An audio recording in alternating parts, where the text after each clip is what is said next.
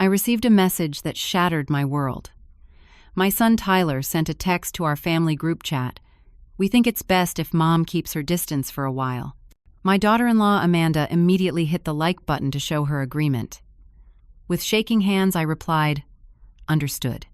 I'll also step back from paying the house mortgage and those $20,000 monthly transfers." Within minutes, my phone exploded with desperate calls and messages. After decades of sacrifice, they had revealed that my worth was measured in dollars rather than love. My name is Jacqueline, and at 68 years old, I never imagined I would be questioning my relationship with my only son. My husband Robert passed away 12 years ago from a sudden heart attack, leaving me to navigate life alone much sooner than I ever expected. We had built a successful real estate business together, specializing in commercial properties in our growing suburban town. When Robert died, many people assumed I would sell the business and retire, but that was never an option for me. I threw myself into work, expanded our portfolio, and eventually tripled our revenue. I still remember the day Tyler and Amanda came to me about buying their dream home 6 years ago. They had been married for just over 3 years at that point. The property was beautiful, a 4-bedroom colonial on 2 acres with a swimming pool and detached garage. It was also completely out of their price range. "Mom, we found the perfect forever home," Tyler said, spreading photos across my kitchen table. "But we need a little help with the down payment." That little help turned out to be the entire down payment, plus closing costs, plus an agreement that I would cover the mortgage until their business ventures became profitable. Tyler had always jumped from one entrepreneurial idea to another, never quite finding his footing. Amanda worked as a part-time event planner, though her hours seemed to decrease every year. "It's just temporary," they assured me. "Once we get established, we'll pay you back everything." I had my doubts, but wanted to see my son happy. More importantly, I wanted to be part of my grandchildren's lives. Lily, now 10, and Jason, 8, were the lights of my life. I signed the papers, purchased the house, and set up automatic monthly transfers of $20,000 to their account for their business ventures, which always seemed to be just on the verge of success, but never quite there. For the first few years, everything seemed fine. I would pick up the kids from school 3 days a week, attend their soccer games and dance recitals, and have Sunday dinners at their house. I cherished those moments, especially watching Lily develop her grandmother's love for baking, and Jason inherit his grandfather's quick wit. The first signs of trouble appeared about a year ago. Amanda began making excuses when I offered to watch the children. "They have play dates," or "they're not feeling well," or "we already made other arrangements." I started to notice that my suggestions about the children were often met with tight smiles, and later, private conversations between Tyler and Amanda that stopped when I entered the room. "Grandma, why don't you come to my school for Grandparents' Day?" Lily asked during one of our increasingly rare visits. "Jamie's grandma and grandpa are both coming." "This is the first I'm hearing about it," I said, looking at Amanda. "Oh, we thought you'd be too busy with work," Amanda replied quickly. "You're always saying how swamped you are." That wasn't true. I had deliberately scaled back my hours to be more available for family. I attended the event anyway, after getting the details from Lily's teacher directly, and the look of surprise and slight annoyance on Amanda's face told me everything I needed to know. Last week, we had dinner at their house, a tense affair with polite but forced conversation. When I went to the kitchen to get water, I overheard Amanda in the adjacent dining room. "We need to talk about your mother," she whispered urgently to Tyler. "This can't continue." "I know," he replied. "I'll handle it soon." I pretended I hadn't heard, but those words kept me awake that night. What needed to be handled? After everything I'd done, was I now a problem to be solved? The answer came yesterday morning. I was enjoying my coffee and reading the news on my tablet when the notification from our family group chat appeared. With one message, everything changed. The full message from Tyler read, "Hey Mom, Amanda and I have been talking, and we think it's best if you keep your distance for a while. The kids need more independence, and we need to establish our own family boundaries. We'd appreciate if you didn't drop by unannounced anymore, and maybe cut back on the school pickups. Just for a while until things settle into a better routine." Before I could even process this, Amanda added her own comment. "We really need this space to grow as a nuclear family. I hope you understand." Then she liked Tyler's original message, a digital confirmation of their united front against me. My hands trembled so badly I nearly dropped my phone. The coffee in my stomach turned to acid. After everything I'd sacrificed, after all the support, financial and emotional, introducer I'd given them, this was how they saw me? As an intruder in their lives? I took several deep breaths, trying to calm the mixture of hurt and anger rising within me. Then, with a clarity that surprised even me, I typed my response. I understand completely. Family boundaries are important. Since you need space, I'll step back entirely, including the house mortgage I've been paying and the $20,000 monthly transfers to your account. I'll have my lawyer contact you about establishing a payment plan for the $200,000 you still owe me from the business loan last year. I wish you all the best with your independence. I hit send and placed my phone face down on the table. For several minutes, I sat in complete silence, tears streaming down my face. Was this really happening? Had my own son just pushed me out of his life as if I were an unwelcome neighbor, rather than the woman who had raised him alone after his father died? The first call came 3 minutes later. Tyler. I let it go to voicemail. Then Amanda called. Ignored. The family chat exploded with backpedaling messages. Mom, that's not what we meant at all. Jacqueline, you're completely misunderstanding. Please pick up. We need to talk about this. I turned off notifications and walked to my home office. With methodical precision, I began pulling files, property deeds, bank statements, transfer records, loan agreements. I spread them across my desk, creating a paper trail of my generosity and their dependency. 6 years of mortgage payments. Monthly transfers that had increased from $5,000 to $20,000 as their needs grew. Emergency loans for car repairs, home improvements, and business investments, none of which had ever been repaid. When my phone rang again an hour later, it was my daughter, Melissa. Unlike Tyler, she had forged her own path, moving to Oregon after college to work as an environmental scientist. She had never asked me for money beyond help with student loans, which she had repaid in full within 5 years of graduating. Mom? Are you okay? Tyler just called me in a complete panic, she said when I answered. Did he tell you what happened? My voice sounded strange to my own ears, detached, almost calm despite the storm inside me. He said there was a misunderstanding about boundaries, and now you're threatening to cut him off financially. What's really going on? I explained the situation, reading Tyler's message to her verbatim. That little ingrate, Melissa hissed. After everything you've done for them, and Amanda has the nerve to like the message? There's something you don't know, Melissa, I said. Something I just found out myself. What's that? Tyler and Amanda have been talking about me to the rest of the family. Your cousin Sarah called last week asking if I was okay. When I asked why I wouldn't be, she was evasive. Now I understand why. Melissa was quiet for a moment. Mom, there's something you should know too. Amanda has been posting on social media about dealing with toxic in-laws and setting boundaries with entitled parents. She never mentions you by name, but it's pretty obvious who she's talking about. I didn't tell you because I thought it was just her being dramatic as usual. The revelation hit me like a physical blow. While smiling to my face and accepting my money, Amanda had been portraying me as some sort of monster to the world, and Tyler had allowed it. I'm coming to visit, Melissa declared. I'll book a flight for tomorrow. You don't need to do that, I protested weakly, even as relief flooded through me at the thought of not facing this alone. Yes, I do. This has been going on too long, Mom. They've been taking advantage of your kindness for years. It's time someone called them out on it. After we hung up, I sat staring at the financial records spread before me. Each page represented not just money but love, a mother's desire to see her child succeed and her grandchildren thrive. And that love had been twisted into something ugly, something that made me an outsider in my own family. My phone buzzed with a text from Tyler. Mom, please call us. You're blowing this way out of proportion. I left it unanswered and instead called Frank, my financial advisor of 15 years. I need to make some changes, I told him, immediately. Frank arrived at my house the next morning with his laptop and a concerned expression. We had been friends since Robert and I first engaged his services, and he had watched Tyler grow up. I pulled everything you asked for, he said, setting up at my dining room table. Are you sure about this, Jacqueline? It's a drastic step. I'm sure I need to see exactly where my money has been going, I replied. Show me. For the next 2 hours, Frank walked me through years of financial records. What emerged was a pattern more disturbing than I had imagined.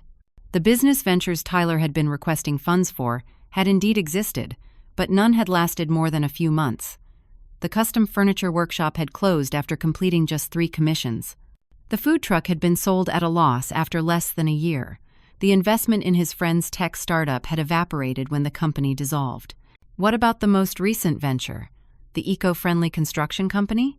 I asked, referring to the business Tyler had been talking about for the past 8 months, the one that supposedly required the increase to $20,000 monthly. Frank's expression grew uncomfortable. There are no records of any such company being registered in Tyler's name or Amanda's. No business license, no tax ID, nothing. I sat back, feeling as though the air had been sucked from the room. They lied to me. It appears so, Frank confirmed gently. And there's more. While claiming these business expenses, they've purchased a vacation timeshare in Florida, a boat, and based on their credit card statements, Amanda has a rather extensive collection of designer handbags. Luxury items purchased with my money while they claim to be struggling entrepreneurs. The betrayal deepened with each revelation. I thought of all the times Tyler had called with urgent requests. The business was just about to take off. They just needed a little more capital. This opportunity was too good to pass up. All lies. What about the loan from last year? I asked, referring to the $200,000 I had given them to supposedly secure a commercial property for their business. Frank shook his head. No property purchase in their names. The money went into their personal account and was spent within 3 months. The doorbell rang, interrupting my stunned silence. It was Melissa, looking tired from her early flight, but determined. She hugged me tightly before setting down her suitcase. Frank's been showing me where all the money went, I explained after introductions. There is no business, Melissa. There never was. Not really. I'm not surprised, she said grimly, pulling out her tablet. And that's not all. I did some digging after we talked yesterday.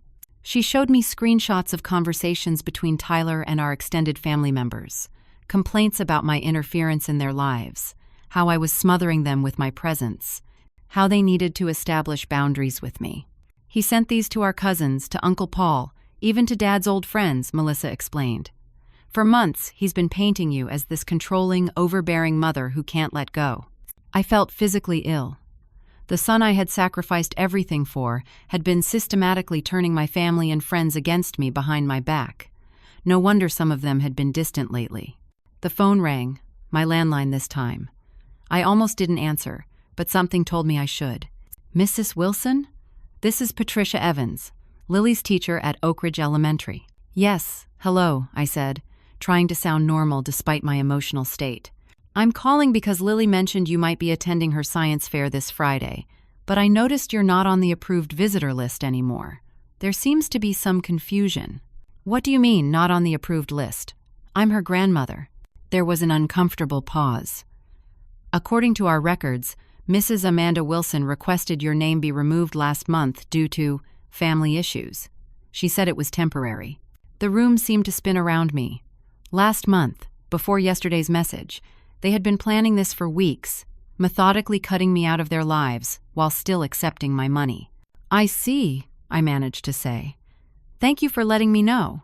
After hanging up, I relayed the conversation to Melissa and Frank. They removed you from the school visitor list? That's beyond cruel, Melissa said, her face flushed with anger.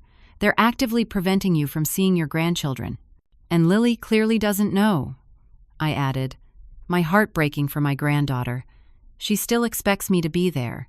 There's something else, Frank said hesitantly. The mortgage payments. You've been making them directly to the bank, correct? I nodded. Have you ever received any indication they were planning to take over those payments? Any discussions about refinancing? No, never. They always said they would eventually, but it never seemed to be the right time. Frank pulled up another document on his laptop. This is a life insurance policy Tyler took out on you 3 years ago. He's the sole beneficiary. Did you know about this? I stared at the screen in disbelief. No. I had no idea. It's not unusual for adult children to have policies on their parents, Frank said carefully. But combined with everything else, It looks like they were setting up a long-term plan, Melissa finished. Use Mom for money while she's alive, then cash in when she's gone. The cold calculation of it left me speechless. My son, my own flesh and blood, had been using me as nothing more than a financial resource. The love I thought we shared had been a facade, at least from his side. "What are you going to do?" Frank asked after a long silence. I squared my shoulders, a determination replacing the hurt inside me. "I'm going to hear what they have to say for themselves." Melissa and I arrived at Tyler and Amanda's house unannounced that afternoon. The property that my money had purchased looked picture-perfect from the outside. Manicured lawn, fresh paint, luxury cars in the driveway. All the trappings of success built on lies and my bank account. Amanda answered the door, her surprise quickly morphing into nervous politeness. "Jacqueline! And Melissa! What an unexpected surprise. Tyler's in his office. Let me just get him." "Don't bother," Melissa said, stepping past her into the foyer. "We'll wait in the living room. This concerns all of us." Amanda's perfect hostess smile faltered as she led us to their expensively furnished living room. I noticed a new painting above the fireplace and designer throw pillows that hadn't been there during my last visit. More items purchased with my money, no doubt. Tyler appeared moments later, his face a mask of concern that didn't quite reach his eyes. "Mom, thank God. We've been trying to reach you since yesterday. Why didn't you return our calls?" "I think my message was clear," I replied calmly. "You wanted distance. I'm giving it to you, in all respects." "That's not what we meant," Amanda interjected, perching on the edge of the sofa across from us. "We just wanted some adjustment to the current arrangement." "The arrangement where I pay for everything while you gradually remove me from your lives?" I asked, pulling out my phone. "Like having my name removed from the school visitor list a month ago." Their shocked expressions confirmed they hadn't expected me to know about that. "That was just temporary," Amanda said quickly, "until we sorted things out." "Sorted what out exactly?" Melissa demanded. "The way you've been bad-mouthing our mother to the entire family? The way you've been posting thinly veiled complaints about her on social media while taking her money?" Amanda's face reddened. "You don't understand what it's like having her involved in every aspect of our lives. Always here, always offering opinions on how we should raise our children, how we should run our household." "You mean the household she pays for?" Melissa shot back. "It's more complicated than that," Tyler finally spoke up. "Mom, we appreciate everything you've done for us. You know we do. But sometimes it feels like the money comes with strings attached." I looked at my son, really looked at him, and saw a stranger. "What strings, Tyler? Have I ever asked for anything in return except to be part of your lives? To see my grandchildren grow up? That's just it." Amanda burst out, her composure cracking. "You're always there, always wanting to be involved with the kids. They need to bond with their parents, not just their grandmother. And you're always checking on Tyler's business decisions, asking questions. Questions about businesses that don't exist," I said quietly. The room went completely silent. "What?" Tyler finally managed. "I met with Frank yesterday. He showed me exactly where my money has been going for the past 6 years. There is no eco-friendly construction company, Tyler. There hasn't been a legitimate business venture in years." Tyler paled visibly. "I can explain." "Please do," I said, folding my hands in my lap. "Explain the timeshare in Florida. Explain the boat. Explain Amanda's collection of handbags that cost more than what some people make in a month. Explain why you've been lying to me while taking my money." "We were going to pay you back," he insisted, but the excuse sounded hollow even to him. The businesses didn't work out as planned, but we had good intentions. "And the life insurance policy you took out on me? Was that good intentions too?" His eyes widened. "That was just financial planning. Any financial advisor would recommend it." "Strange that mine didn't," I replied. "Perhaps because he knows the difference between planning and exploitation." Amanda stood suddenly. "You want to know the truth? Fine. Yes, we've been using your money for personal expenses. Yes, Tyler exaggerated about his business ventures. But you've been smothering us for years, trying to control our lives through your financial support." "Amanda," Tyler warned, but she was too far gone. "No, she needs to hear this. I've never been able to be the primary female influence in my own home, because you're always there, always the doting grandmother, always making me feel like I don't measure up. The kids adore you more than they respect me. That's not true, I began, but Tyler cut me off. It is true, Mom. You've been trying to replace Dad by buying our affection.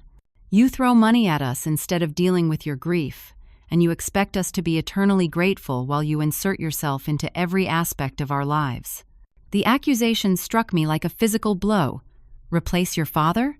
My voice was barely a whisper. You never moved on after he died, Tyler continued, seemingly emboldened now that the pretense had fallen away. You just transferred all that energy to controlling me and my family. I rose slowly to my feet, a lifetime of memories flashing before my eyes. You have no idea what I went through after your father died. No idea at all. I lost him too, Tyler said defensively. Yes, you did. And while you were grieving, who was making sure the bills got paid?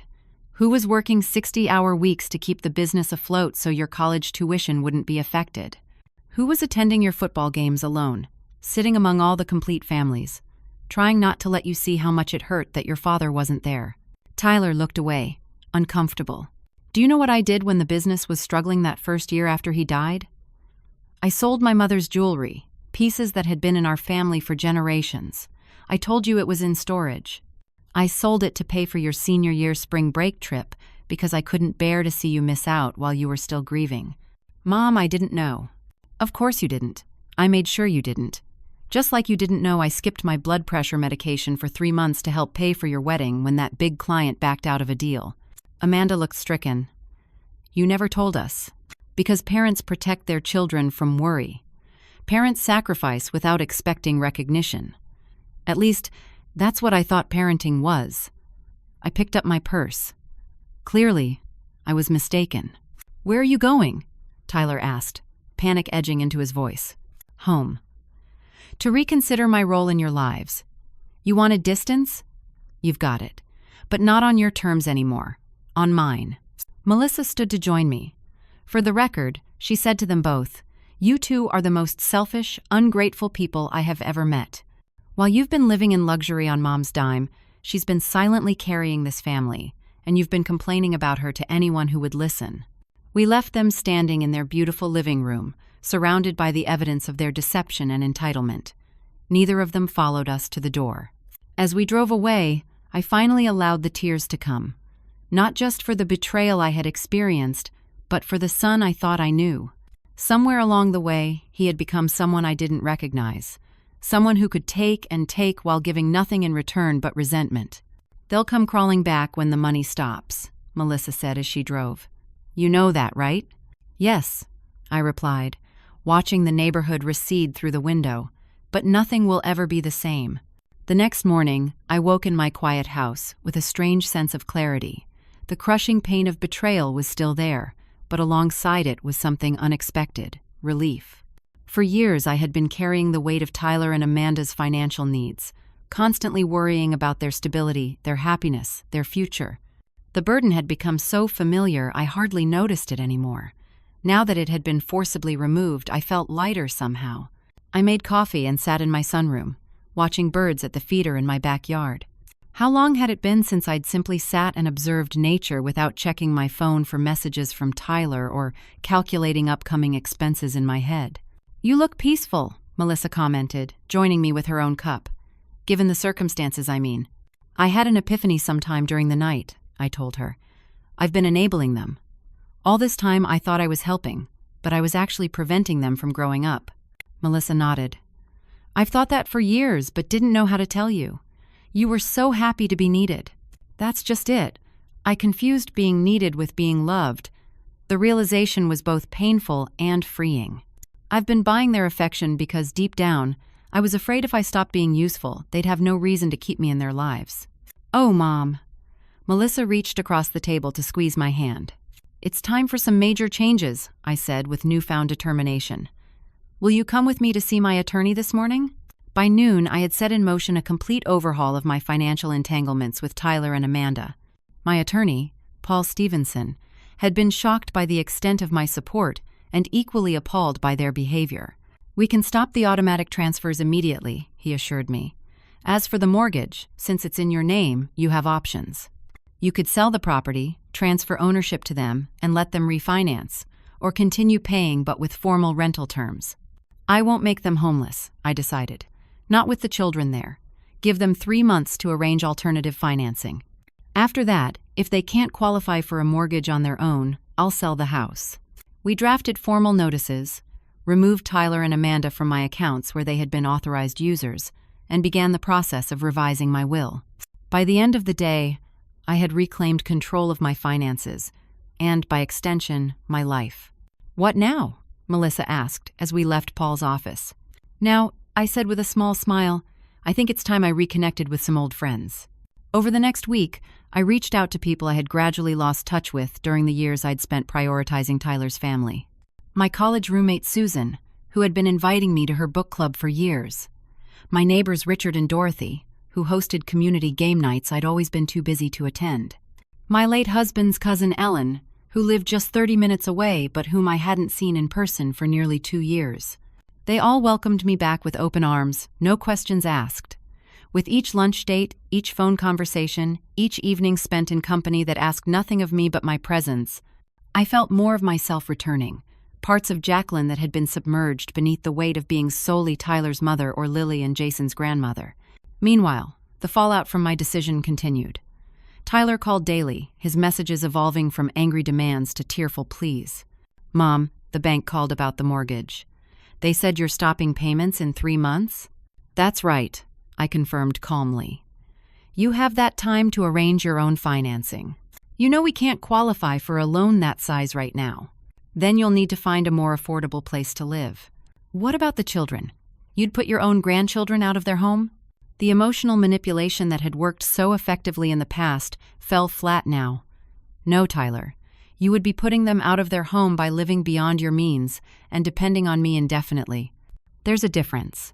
Similar conversations played out about the monthly transfers, the health insurance I'd been paying for, the credit card I'd provided for emergencies that had somehow funded ski trips and spa days. From Melissa's connections with family friends, I learned that Tyler and Amanda's marriage was showing serious strain under the financial pressure. They had listed their boat for sale and canceled their country club membership. Amanda had been seen arguing with Tyler in the parking lot of a local restaurant, screaming about having to downgrade their lifestyle. I took no pleasure in their difficulties, but I recognized them as necessary growing pains. They were finally facing the consequences of their choices, perhaps for the first time. Then, 10 days after my confrontation with them, my phone rang with a call from an unknown number. When I answered, a small voice came through. "Grandma? It's Lily." My heart clenched. "Lily? Sweetheart, how are you?" "I miss you," she said, her voice trembling. "Mom and Dad said we can't see you right now because you're mad at them. Are you mad at us too?" "No, absolutely not," I assured her quickly. "I could never be mad at you or Jason. I miss you both terribly." "They fight all the time now," she confided in a whisper. "Dad yells about money, and Mom cries a lot. Jason gets scared." I closed my eyes, pained by the thought of my grandchildren caught in the crossfire. "I'm so sorry you're going through this, sweetheart. I borrowed my friend's phone to call you," she continued. "Mom took away my tablet after she found out I was sending you messages on my game app." Another revelation. Amanda had been intercepting communications from the children to me. The depth of their determination to cut me out of their lives while still benefiting from my financial support was staggering. "Grandma?" Lily's voice broke through my thoughts. "Did you stop loving us?" The innocent question shattered something inside me. These children, innocent bystanders in their parents' manipulation and greed, were suffering from my absence. Whatever issues existed between me and their parents, Lily and Jason deserved better. "I will never, ever stop loving you," I promised her fervently. "Never. This situation with your parents is complicated, but my love for you and Jason is the simplest, most certain thing in the world." "Then why can't we see you?" I took a deep breath. "I'm going to fix this, Lily. I don't know exactly how yet, but I promise I'm going to find a way for us to see each other." After we hung up, I sat motionless for a long time. The path forward had seemed so clear, detach completely, let Tyler and Amanda face reality, reclaim my independence. But now I recognized the fatal flaw in that plan. It abandoned Lily and Jason just when they needed stability most. I couldn't return to the old pattern of enabling Tyler and Amanda's irresponsibility, but I also couldn't punish my grandchildren for their parents' failures. There had to be a middle way, one that maintained my boundaries while still allowing me to be present for Lily and Jason. That night, I began formulating a new plan, not a retreat this time, but a strategic advance. 3 days later, Tyler and Amanda received a certified letter from me. Inside was not a check or a notice of resumed financial support, but a detailed proposal for moving forward. I had spent hours drafting it with input from both my attorney and a family therapist I had consulted. The letter outlined 3 non-negotiable conditions for rebuilding our relationship. First, we would attend family counseling together, all of us, including Melissa when she could join remotely. The issues between us ran too deep for simple conversations to resolve. Second, Tyler and Amanda would create a financial independence plan with a professional advisor of their choosing, with regular milestones for becoming self-sufficient. I would provide limited, structured support during this transition period, but only with complete transparency. Third, I would have regular, unrestricted visitation with my grandchildren, including the reinstatement of my name on school permission forms and the ability to attend their events. If these terms are acceptable, I wrote in closing, we can begin rebuilding what has been broken.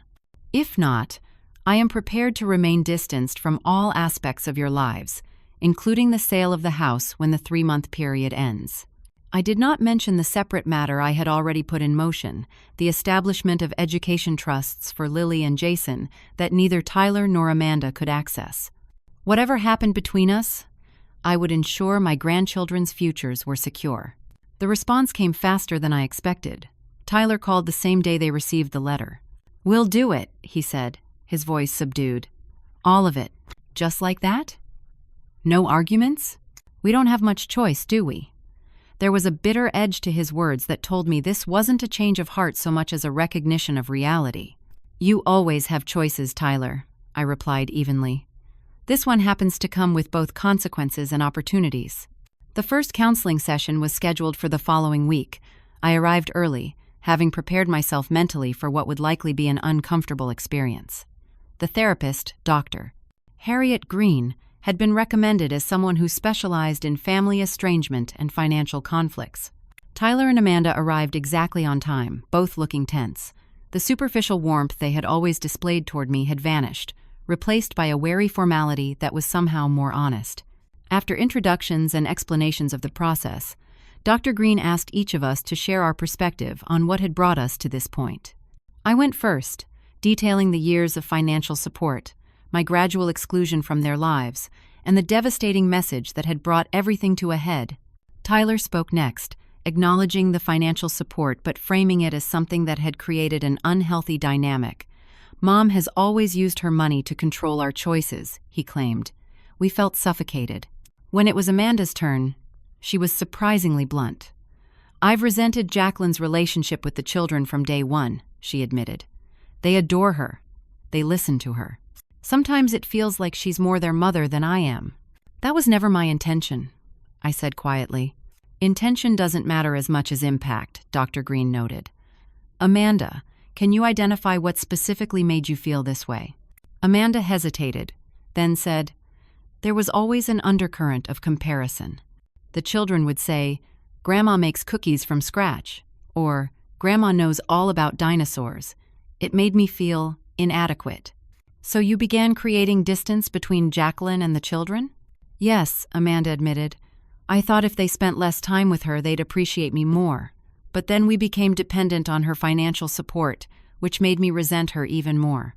It was a vicious cycle. "Tyler?" Dr. Green prompted. "How did you see your role in this?" My son shifted uncomfortably. I was caught in the middle. I knew we needed Mom's help, but I also felt like I was failing as a man, as a provider. Every check from her was a reminder that I couldn't support my family on my own. "And yet you continued to accept the money," I pointed out. "You even created fictitious businesses to justify asking for more." "I told myself it was temporary," he said, not meeting my eyes. "That the next venture would be successful, and we'd pay you back everything." "But there was no next venture," I said. "Not for years." The session continued in this vein, peeling back layers of resentment, enabling behavior, and broken trust. It was painful but illuminating. For perhaps the first time, we were being truly honest with each other. Near the end of the session, Dr. Green asked a question that changed everything. "Amanda, what specifically prompted the message asking Jacqueline to keep her distance? After years of this dynamic, why that moment?" Amanda glanced at Tyler, who nodded slightly. "I found out that Jacqueline was planning to sell her business," she admitted. "Her assistant mentioned it when I called her office. I was stunned. Yes, I've been considering semi-retirement. What does that have to do with anything? You told the kids you might take them on a cruise this summer," Amanda continued. "You talked about traveling more, maybe spending winters in Arizona. And that bothered you because, Amanda said, her voice rising, who was going to watch the children after school if you were traveling the world? Who was going to be our backup when we needed help? We depend on you being available." The irony was so staggering I almost laughed.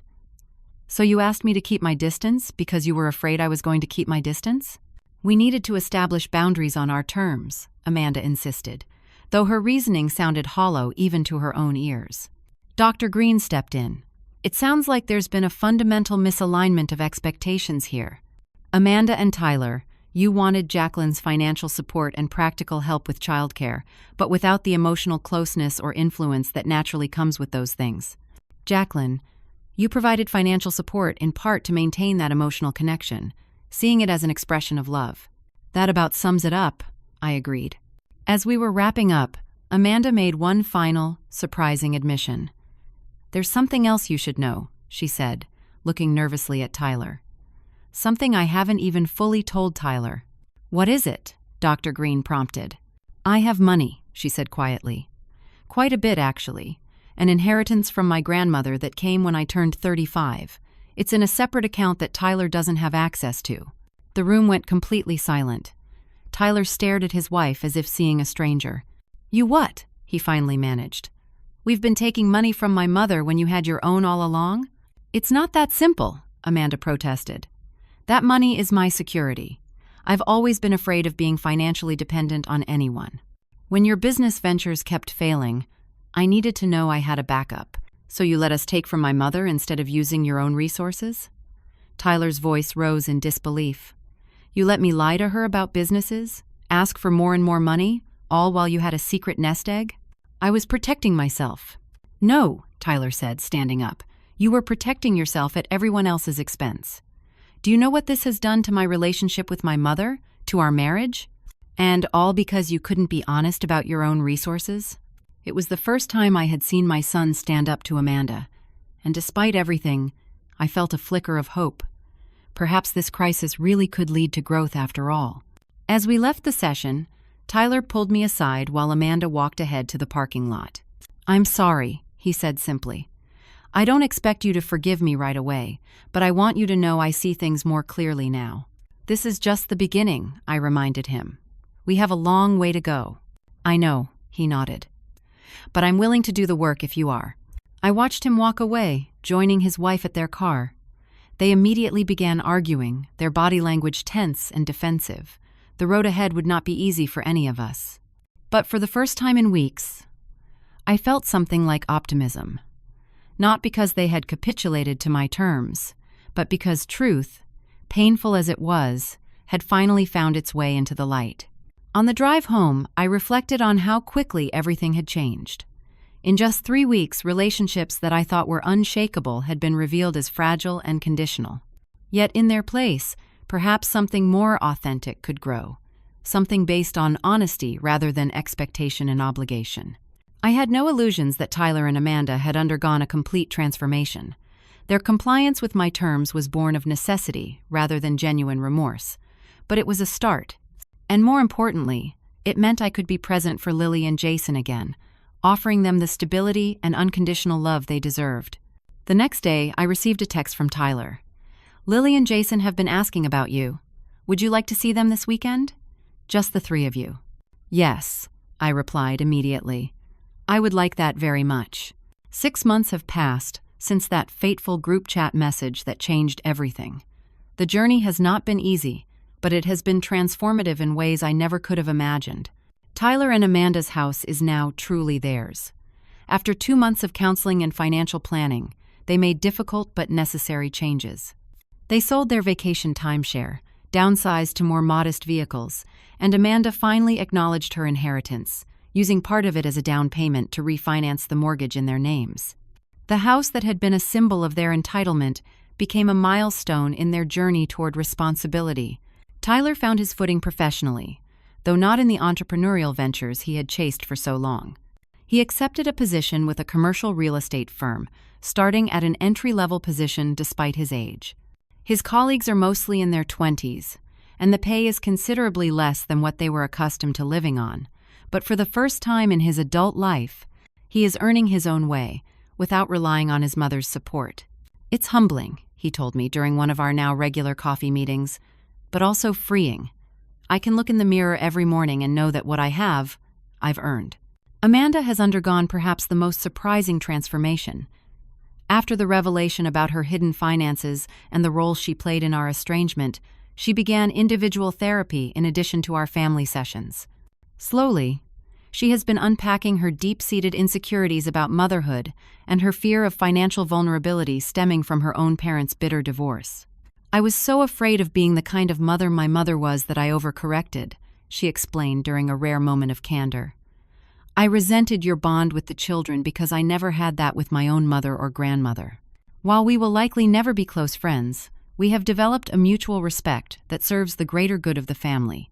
She no longer intercepts communications between me and the grandchildren or tries to minimize my role in their lives. In return, I am careful to reinforce her authority as their mother and celebrate her strengths rather than inadvertently highlighting areas where we differ. The grandchildren have flourished with the restoration of stability. Lily and Jason now spend every Wednesday afternoon with me after school and alternate weekends.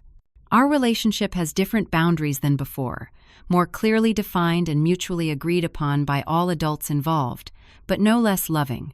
Last month, I attended Jason's science fair where his project on renewable energy won first prize.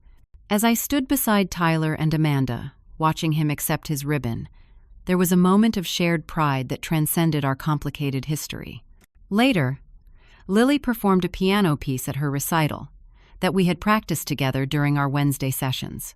The joy on her face when she saw all of us in the audience, her parents, her grandmother, and even her Aunt Melissa on a video call, was worth every painful step of our journey. As for me, I have reclaimed my life in ways both large and small. I sold 60% of my business to a younger partner with fresh ideas, maintaining a minority stake that provides income without daily responsibilities. The freedom has allowed me to pursue interests long neglected. I've taken a watercolor class, joined a hiking group for seniors, and even begun dating again, much to my children's initial surprise. "Dad would want you to be happy," Melissa told me during her last visit. "He never expected you to put your life on hold after he was gone." She was right, of course. Robert had always been my champion, encouraging my independence and strength.